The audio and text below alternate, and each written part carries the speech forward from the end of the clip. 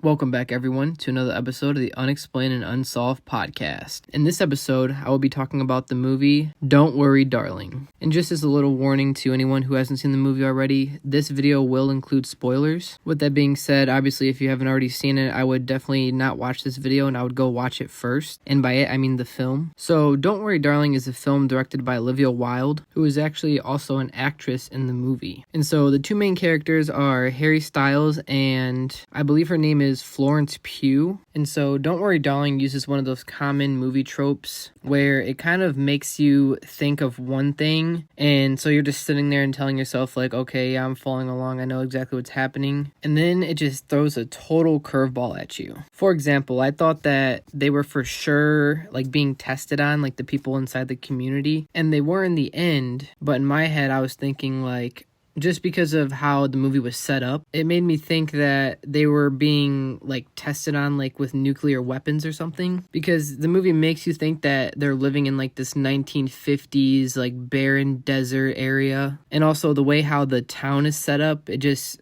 really gave me like nuclear bomb testing site vibes. And so as the movie went on, I was just putting all these things together, like just thinking about, okay, well, it's set in the 1950s. They're in the middle of like this barren desert with like nothing around besides the houses. And the way how the neighborhoods were set up was kind of like in like this circular fashion, I guess you'd say. In which, now that I'm thinking about it, it did just kind of look like an eyeball, but we'll touch on that later in the video. And so, like I said, essentially I was just thinking about nukes. And just the whole thing was just kind of like freaky. It was like this perfect utopian society, which, I mean, to some that may not be freaky and that might be, perfect, but just the way how it was all like set up and how the people acted just didn't seem right. Like, you had the men inside the town that were working on this so-called victory project. Just come on, like, victory project, really? Like, that's also is what made me think about nukes. Like, that doesn't sound suspicious at all, right? And even the people behind the project itself were very suspect. You have this rich guy who's actually a doctor named Frank, and he has a friend that's also a doctor named Dr. Collins. And so, like I said, they're set in this, like, perfect utopian society. The men go to work, the women stay at home. They're allowed to stay within the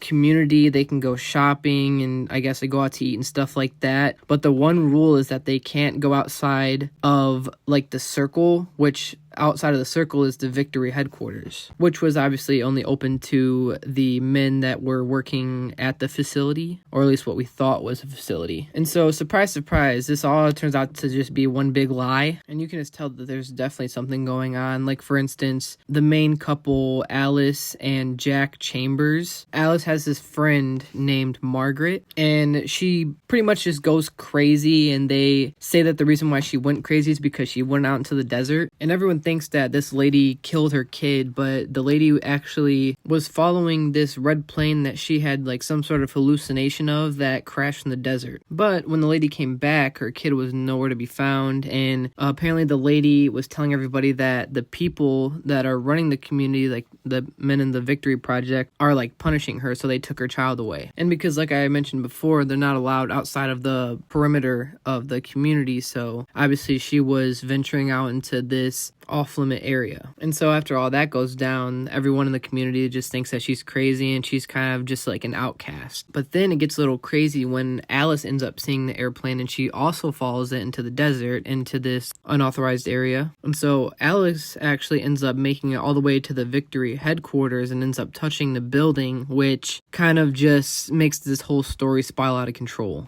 So after she touches the building, she blacks out and she wakes up in her home, which she's just thinking like, how did I go from being in the desert to waking up in my bed? After that, she goes into her kitchen where her husband seems to be acting like kind of weird, which I'm talking about Jack, just in case if any of you are lost. And so after this, like I said, the story gets really crazy. Like, Alice then witnesses her friend Margaret on top of Margaret's roof. She ends up slitting her own throat and like falling on her back onto the ground. And then you see these men in these red jumpsuits, which just look pretty scary, just take Margaret's body away, and then they drag Alice away from the body. And then this is kind of where Alice really starts to go, I guess, crazy, or not necessarily crazy, but she just starts hallucinating like really, really bad. Like we see her cleaning off her window in one scene, and then it seems that the back wall behind her is starting to close in on her, so you see her face like push up against the glass window, which is actually very, very terrifying, in my opinion. And then there's also this one scene where she's like wrapping up like various kinds of things like meat and vegetables and stuff, and then she ends up wrapping the like saran wrap around her head and like almost like suffocating herself. And so Alice begins to think like, I'm not going crazy, and she thinks that the Victory Project is behind it. And so after this like dinner that they have for her husband Jack, who ends up getting a promotion, she ends up hosting a dinner party at their house, and the boss of the Victory Project is there, and he actually ends up confronting Alice about going to the headquarters, which, like I said,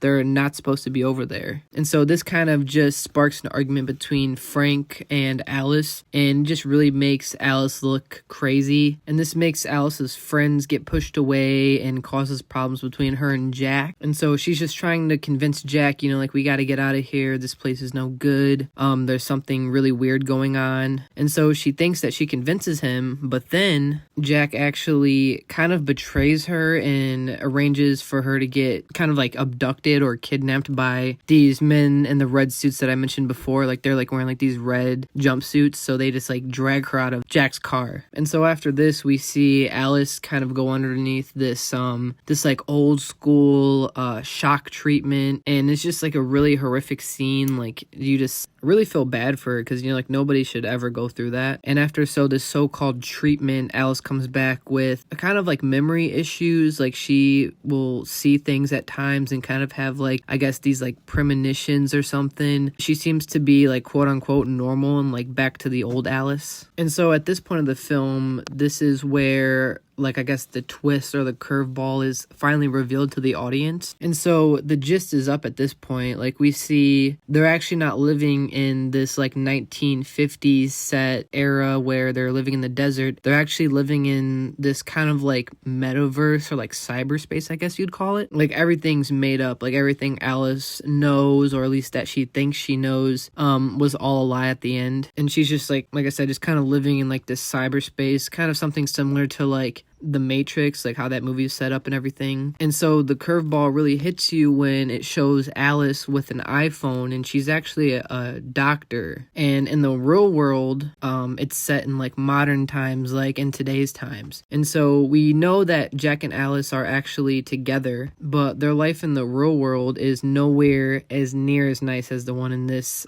fake world. And so we see Jack and Alice inside of this like very small, dark, and cramped apartment. And another thing we find out is that their last name is actually Warren, because Alice is referred to as Dr. Warren. I forgot to mention that. And so they are what seem to be like very bad off. Like we see Jack just sitting at home. He kind of has like this like 5 o'clock shadow, or I don't know, this kind of like scruffy beard and like this like long greasy hair. And so he's jobless, sitting at home just listening to podcasts all day about like conspiracy theories and stuff like that, which is fine. But as long as it's the Unexplained and Unsolved podcast, if it's any other podcast, then that's unacceptable. You can't do that. And so like I said, their relationship just is kind of like in rough waters. Like they're arguing in the scene that we do see them, they're arguing about like the slightest things. Alice comes home, and then Jack's like, oh, I haven't eaten anything. And then she's like, why not? And then he's just like, I don't know if you want anything. And so they're arguing about that and everything. Alice wants to go take a shower, and then like their hot water doesn't even work. So this apartment is just like not good at all. And so Alice seems kind of fine, but she does seem annoyed at the fact that Jack is just kind of like leeching off of her. And so I guess all along, this podcast that Jack was listening to was made by Frank, where he talks about this Victory Project. So I guess Jack kind of sees this as like a way out, because I don't know, I guess he would kind of come off as like lazy. He doesn't seem like he wants to get like a nice job or anything. Like I said, he just sits at home and just kind of sits there all day, I guess. And Alice seems to be like the main breadwinner of the household. And so I assume, living in this virtual reality type place is kind of just like an easy way out for Jack, because, you know, in a way he doesn't really have to work while he's inside of it, and his marriage is, you know, fixed, well, quote unquote fixed in this like fake cyberspace. So he only has to work like a little bit in the real world, and then he can just sit at home and be in the cyberspace with this perfect wife, perfect life type of thing. And so this is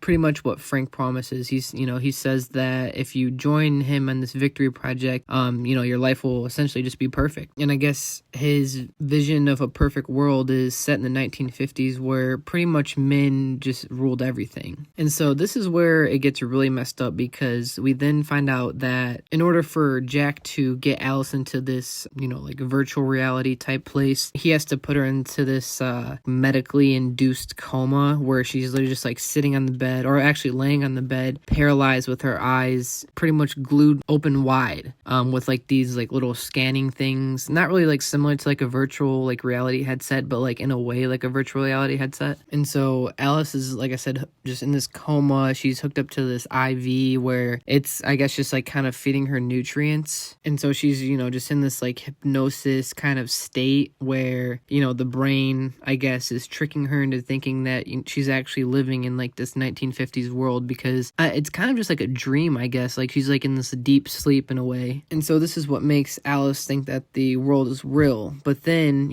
throughout the movie, Alice kind of gets these visions of the real world in a way, and also just like these, I guess, like creepy images of kind of just like foreshadowing. And so that kind of gives her, I guess, a sense, and it is what drives her to being quote unquote crazy, because she's getting these visions into what the real world is. So it's just totally messing up her entire mindset. And so then it becomes pretty apparent that Margaret and Alice weren't actually like crazy, but they were seeing what's really happening, because like they're both seeing like this red plane, and the film doesn't really explain or kind of make it clear to why exactly it's the red plane. But I saw some theories that, I guess, during like comas, people will have like these visions of these things that they might have never seen. And there's these things that are happening like actually around them in the real world. And so like this one thing that I heard was this patient was like having dreams about like Alaska, and it turns out that it was because they were putting like ice packs on her, how to try to cool her off. And so, maybe this person knew what Alaska was, obviously. So her brain put the ice packs and Alaska together. So she just like was dreaming that she was in Alaska because she was actually like really cold in the real world.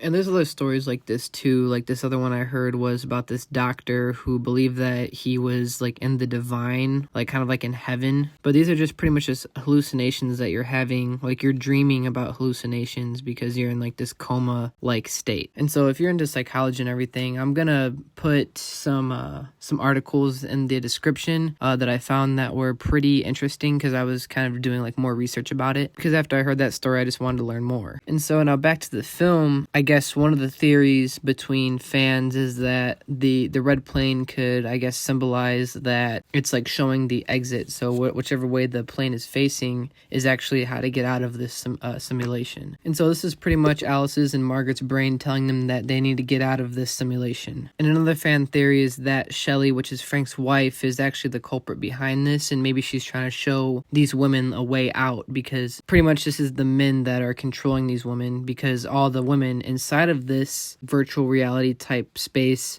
are just like Alice, and they're actually trapped here. But in the real world, their body is just like paralyzed pretty much.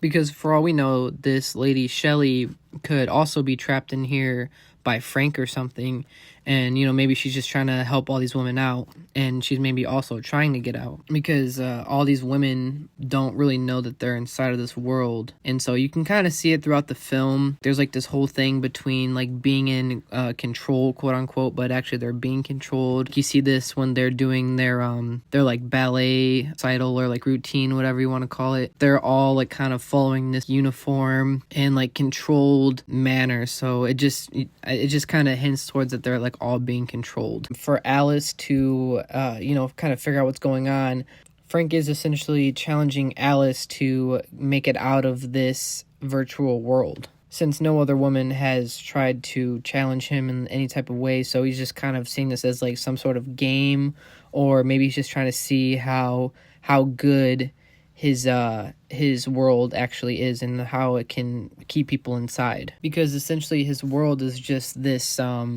program that can like trap these women inside. Kind of, they can control pretty much how these women act and feel, and their desires and everything. So these men, like I said before, just have total control over these women. They're not even like their own person. Like I said, they're programmed. I assume that these men, like the husband, kind of like program how the women act and how they feel, so that way they don't really have to worry about keeping them happy or anything. Like, they're just set in this perfect world. And I feel like if you were to go back and watch this movie, you would probably see how these women are acting, because you can tell that, like, Alice, for instance, was programmed to, I guess, like, be, like, more sexually active in a way, because you see, her and Jack do these, like, things throughout the film, and so, maybe that was just, like, something that Jack had her programmed. And so one other character that I would like to talk about was Bunny, who she actually is one of the women, other than Shelley, that knows that they're inside of this simulation. And I guess the reason why she's inside of the simulation is because she lost her children in the real world. So she's just kind of living in this state so that way she can be with her children. And so obviously this means that none of the children inside of the simulation are real. So the reason why Margaret lost her child was just because, the people who are in control can just take away pretty much whatever they want away from the people to punish them and kind of like torture them in a way. Because obviously they're trying to stray them away from the Victory headquarters, since this Victory headquarters, quote-unquote headquarters, is a way how to enter and exit the simulation. So they don't want these women to be able to get out, obviously. And so they're just pretty much kind of holding them captive in a way and like kind of trapping them. And, if the women are to go against this higher power, then they're going to be punished for it. And so, like I said, they pretty much program these women to only follow the rules, and these women actually don't even know how to drive. I assume that this is just something that they programmed into them so that way it's harder for them to get out. And so, yeah, it's just, like, really messed up, because if you think about it, it's just, like, these women are trapped inside of these guys as, like, a video game, I guess, like, in a way, and, like, they're not able to actually control any aspect of their life. And so this is like why Alice is freaking out, because after she realized that she's inside of the simulation, she then comes to a realization that she actually isn't happy, and she doesn't have any control over her life whatsoever. And so another thing that is, I guess, helpful to Alice is that when she hears this specific song, she can get out of this like coma-like state. And so she has, like, this song stuck in her head, and I assume that this is, like, a song that was something that she liked in the real world, and maybe it was, like, a good memory or something that was behind this song. And so now we're kind of getting towards the end of the film. We see Alice then kill Jack, which ends up killing him in the real world, which that was another, like, really big curveball to me, because I didn't realize that, when they die in the virtual world, it actually kills their body in the real world. Which, I guess it has just something to do with the brain, like maybe this simulation, well, obviously the simulation is so real that when you die in the real world, it tricks your brain into thinking that you're really dead, and so that way it probably just totally shuts off. And so I hope this video will actually kind of shed light to anybody who's maybe in the dark about this film, and will kind of like answer any questions or tie any ends about the film as well. If you have any other fan theories, just drop them down in the comments or anything. Let me know what you thought about the film. Also, let me know what you thought about the video. I hope that I was pretty clear to everybody, and I know that after I watched the movie, I definitely had a lot of questions, so I had to, read fan theories, like, from Reddit and stuff, and then I also had to watch a few YouTube videos just to kind of get, like, I guess kind of, like, a clear mind to actually, know what I'm talking about when I make this video. Because, with the whole curveball and everything, it really does kind of throw you off. So like I said, let me know down in the comments what you thought about the film. I thought it was a really good movie. Out of 10, I'd probably give it like a solid 9. Just because the ending as well. I want to mention the ending. The ending, honestly, wasn't that good, because I just wish there was more to it. Like, you can tell that Alice wakes up once she, touches the Victory headquarters dome. And then, it turns to black. Then we hear Alice breathe. But I want to know, like, what happens after that. From what I'm seeing, a lot of people aren't really super happy with the ending, but this kind of sets up the movie to where there could be a second movie. In my theory, I think Alice will then wake up, and then either the men that were in control of the virtual world will come after her, or, you know, maybe she'll try to go back inside to like this virtual reality type area and save these women. But, you know, maybe some sort of other regime is like set up, so she has to go through something like that. But who knows, you know, like a lot of movies like this that have a weird ending, it's not always the most satisfying. You know, it just kind of leaves you thinking, you know, like it kind of just lets your mind wander and think about, you know, like what could happen and everything. And this is like the main reason why I like to watch like these fan theory videos after, and, you know, just like read more on it on like Reddit or Facebook or, you know, like Instagram or everything. Cause, you know, there's always like fan pages that come out after movies or even before movies. But yeah, just let me know what you think. If you're new to the channel, please like and subscribe. Check out our other videos. I really do enjoy doing these theory videos or kind of just like reviews of movies, because I'm always going to the movies, you know, whether it's a scary movie or like a just whatever kind of movie. I just love watching them. So yeah, I mean, like I said, I really enjoy doing these.